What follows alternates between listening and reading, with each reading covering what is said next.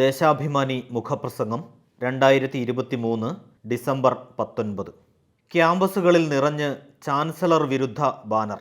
നിലവിട്ടു പെരുമാറുന്ന ചാൻസലറുടെ അവിവേകത്തിൽ കേരളത്തിലെ ക്യാമ്പസുകളാകെ പ്രക്ഷുബ്ധമാവുകയാണ്. വിദ്യാർത്ഥികൾ കോഴിക്കോട് സർവകലാശാലയ്ക്ക് മുന്നിൽ ഉയർത്തിയ പ്രതിഷേധ ബാനർ കണ്ട് ഭയന്ന് രാത്രി തന്നെ പോലീസിനെ കൊണ്ട് അഴിപ്പിച്ചപ്പോൾ ഒന്നിനു പകരം നൂറുകണക്കിന് ബാനറുകളാണ് കേരളമാകെ ഉയർന്നത്. സർവകലാശാലകളെ കാവ്യവൽക്കരിക്കാനുള്ള ചാൻസലർ കൂടിയായ ഗവർണറുടെ നീക്കത്തിനെതിരെയാണ് SFI പ്രതിഷേധവുമായി രംഗത്ത് എത്തിയത്. കാലിക്കറ്റ് കേരള സർവകലാശാലകളിൽ അടുത്തിടെ ചാൻസലർ നോമിനേറ്റ് ചെയ്തവരെല്ലാം RSS അനുകൂലികളാണ്.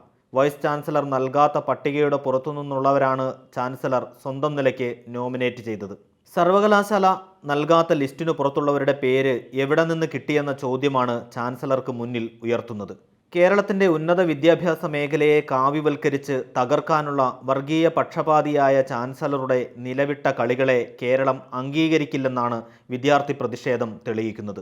തിങ്കളാഴ്ച കേരളത്തിലെ സർവകലാശാലകളിലും കോളേജുകളിലും വിദ്യാർത്ഥികൾ ഒന്നടങ്കം ചാൻസലറുടെ കോമാളിത്തത്തിനെതിരെ രംഗത്തു വരുന്നതാണ് കണ്ടത്. എല്ലാ ക്യാമ്പസുകളിലും ചാൻസലർക്കെതിരായ ബാനറുകൾ ഉയർത്തി അവർ പ്രതിഷേധിച്ചു. ബാനറുകളെ പോലും ഭയക്കുന്ന ഗവർണർ കേരളത്തിലെ വിദ്യാർത്ഥി പ്രക്ഷോഭത്തിൻ്റെ ചൂട് എന്തെന്നറിഞ്ഞിട്ടില്ല. ബാനറുകൾ ഉയർത്തുന്നത് ജനാധിപത്യ സമരമാർഗമാണ്.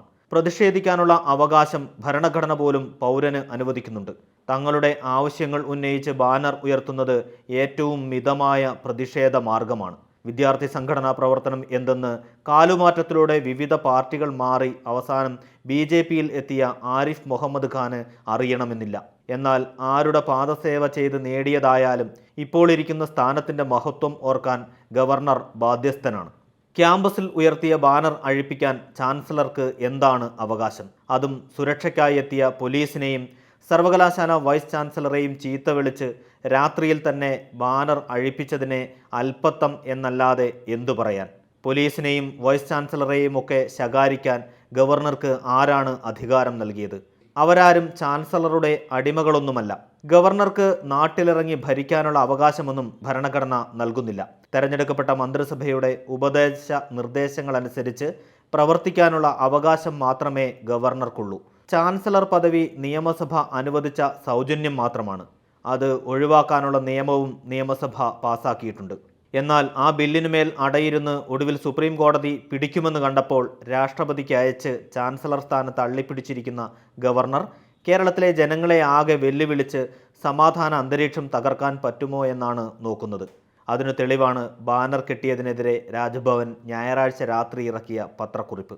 ജനാധിപത്യ രീതിയിൽ പ്രതിഷേധിക്കുന്ന വിദ്യാർത്ഥികളെ ഗുണ്ടകളെന്ന് തുടർച്ചയായി വിളിക്കുന്ന ചാൻസലറുടെ സംസ്കാരം തെരുവ് ഗുണ്ടകളുടേതിനേക്കാളും താഴ്ന്നതാണെന്ന് പറയേണ്ടി വരികയാണ്. അവരെ പറഞ്ഞുവിടുന്നത് കേരളത്തിൻ്റെ മുഖ്യമന്ത്രിയാണെന്ന് കൂടി പറയുന്ന ഇദ്ദേഹത്തിൻ്റെ മനോനില കൂടി പരിശോധിക്കേണ്ടതാണ്. ചാൻസലറെ ക്യാമ്പസുകളിൽ പ്രവേശിക്കാൻ അനുവദിക്കില്ലെന്ന് SFI പ്രഖ്യാപിച്ചിട്ടുണ്ടെങ്കിൽ അത് നടപ്പാക്കാൻ ശേഷിയുള്ള സംഘടനയാണ് SFI. തിങ്കളാഴ്ച കോഴിക്കോട് കണ്ട സമരത്തിൽ നിന്ന് ചാൻസലർക്ക് അത് മനസ്സിലായി കാണും. കേരളത്തിലെ എല്ലാ സർവകലാശാല യൂണിയനുകളും ഭരിക്കുന്ന സംഘടനയാണിത്. പോലീസിൻ്റെയോ ഭരണത്തിൻ്റെയോ തണലിൽ വളർന്ന പ്രസ്ഥാനമല്ല. ഏതു വിധത്തിലും കേരളത്തിലെ ജനങ്ങളെ വെല്ലുവിളിക്കാനാണ് ഗവർണറുടെ ശ്രമം. ഇതിൻ്റെ ഭാഗമായിരുന്നു തിങ്കളാഴ്ച കോഴിക്കോട് കണ്ടത്. പോലീസിനോട് പോലും പറയാതെ കോഴിക്കോടൻ ഹലുവ വാങ്ങാനെന്ന പേരിൽ മിഠായി തെരുവിൽ ഇറങ്ങി നടന്ന ഗവർണർ എന്ത് സന്ദേശമാണ് ജനങ്ങൾക്ക് നൽകുന്നത്? കേരളം പോലെ സുരക്ഷിതമായ സ്ഥലത്ത് എവിടെയും ഇറങ്ങി നടക്കാനുള്ള സ്വാതന്ത്ര്യം ഏത് VIP-ക്കും ഉണ്ട്. എന്നാൽ നാടിനെ വെല്ലുവിളിച്ച് മിഠായി തെരുവിൽ ഇറങ്ങി നടന്നതിൻ്റെ ഫലമെന്താണ്? ഒരു മനുഷ്യജീവനാണ് ഇദ്ദേഹത്തിൻ്റെ അഹന്തയിൽ നഷ്ടമായത്. തിരക്കിനിടയിൽ കുഴഞ്ഞു വീണ ഒരാൾ ചികിത്സ കിട്ടാതെ മരിച്ചു. ഈ മരണത്തിന് ഉത്തരവാദി ഗവർണർ അല്ലാതെ മറ്റാരുമല്ല.